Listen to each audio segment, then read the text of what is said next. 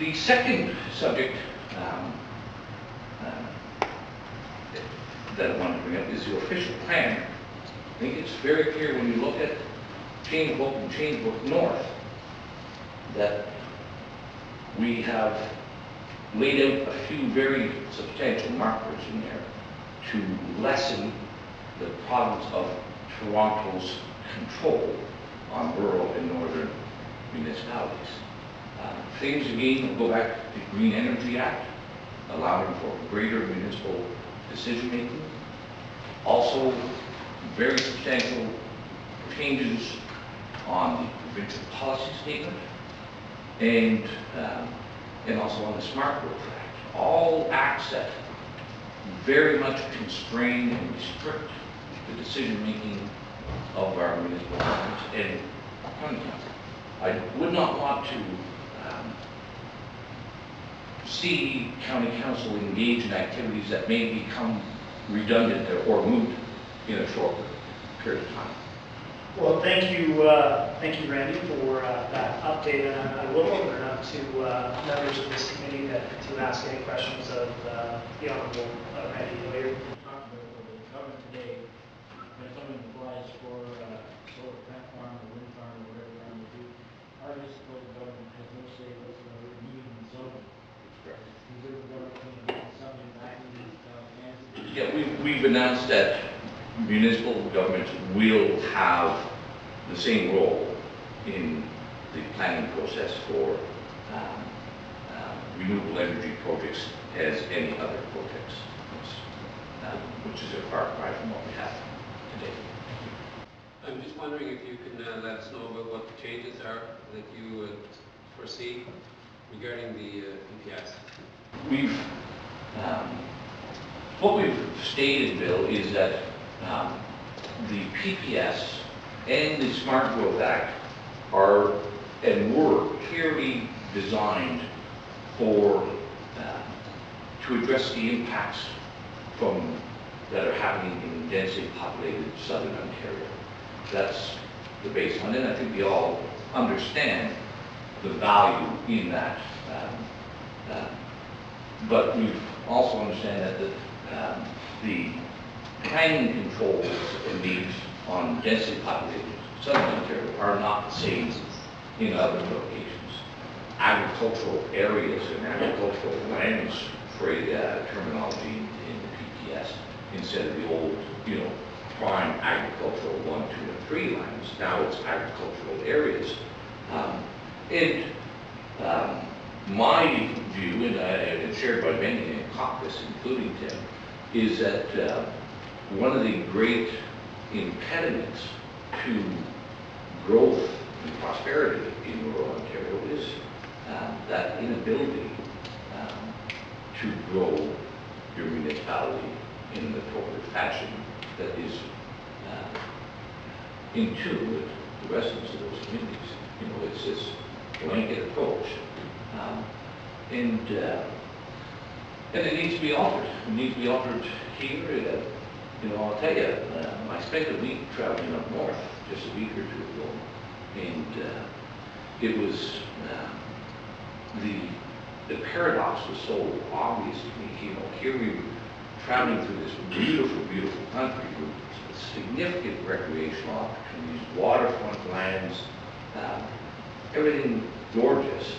And as you drive through towns like Thessalon or Cobalt or Kirkland Lake, what you see is boarded up buildings, and closed down mills, closed down mines. It was quite depressing to tell you the truth. To see that economic hardship in what ought to be a land of opportunity. I do believe that the way to trigger that is to give municipalities some greater control over what happens in their communities. How else to solve the ATVs on roads and somebody hunting? Well, I would agree. I think here comes the old saying about everything in moderation. Yeah. Even consistency has to be in moderation. And what we have at the present time is a very conformingly and consistent approach across the province with very little latitude given at municipalities. You know, and you know, the ATVs are a good example of that. Are ATVs permissible or wanted in London or Ottawa, as and should the same rule apply to there as to Lanark County or Beckford Township? We need to provide some latitude for that different interests of the community. But obviously, there needs to be some consistency in a number of overarching principles.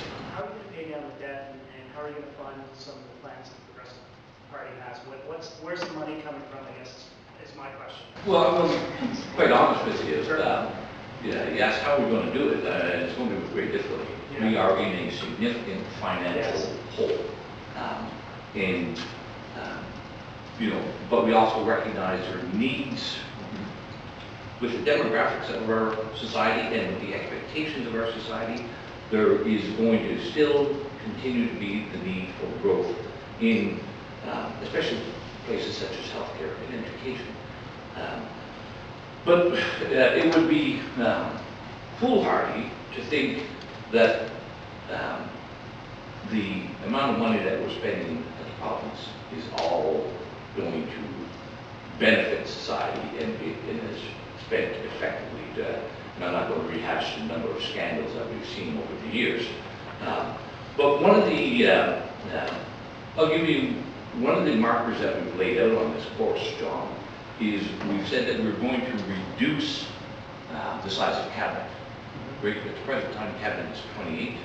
It will be reduced to 22. Right? We've also, so there will be some reductions. We've also said that we will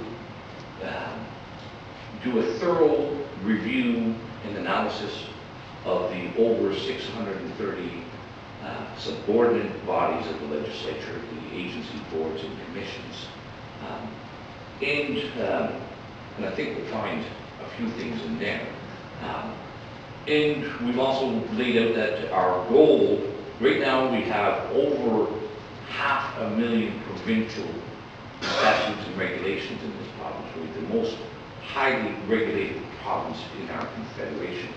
We've set a goal of reducing that by 30% during our 4-year mandate. So I do believe that we can find and will find.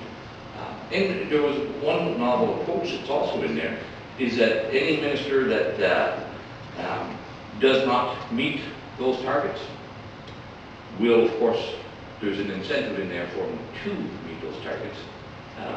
Their wages will be docked if they don't meet targets at the ministerial level. So.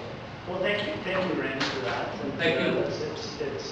It's always good to have you here. You're always welcome. The doors are always welcome at County Council anytime you want to come.